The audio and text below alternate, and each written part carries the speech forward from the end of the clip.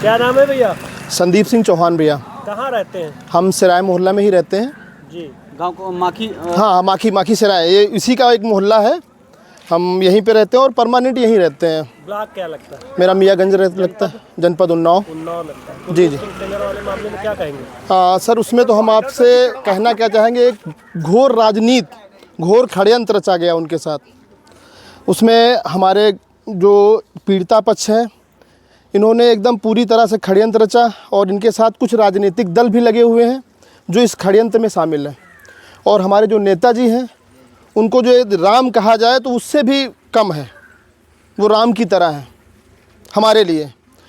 और ये जो दुष्कर्म और रेप की बात कर रहे हैं, वो तो एक बात छोड़ो, उन्होंने किसी को गलत नज़र से देखा नहीं होगा। मैं भी 32 साल का हूँ और मैंने उनके साथ गुजारा है समय। तो रेप और ये सब जो है भैया षड्यंत्र है, उनके साथ एक बहुत बड़ा वो रचा गया है। लेकिन आप लोगों से अनुरोध है कि ये हमारी बात आगे तक पहुंचाई जाए और वो निर्दोष है, 100% नहीं, 101% निर्दोष है।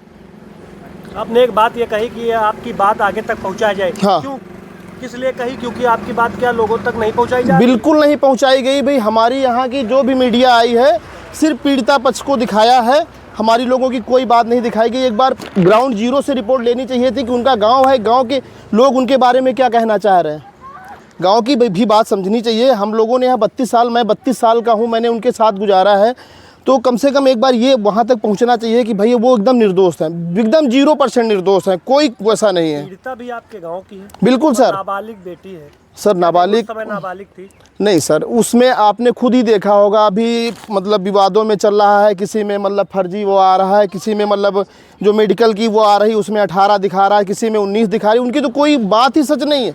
वो तो पता नहीं किसके ऊपर क्या लगा दे। क्या लगता है, तथ्यों को छुपाया गया? बिल्कुल छुपाया गया सर, सिर्फ फंसाया गया है नेताजी को हमारे यहाँ। आरोपित कुलदीप सिंह सेंगर और रेप पीड़ित क्या पुरानी रंजिश थी? पुरानी जी नहीं, रंजिश सर कुछ नहीं थी। रंजिश ऐसा था, सिर्फ चुनावी का रंजिश था, मान लो आपसी लड़ाई।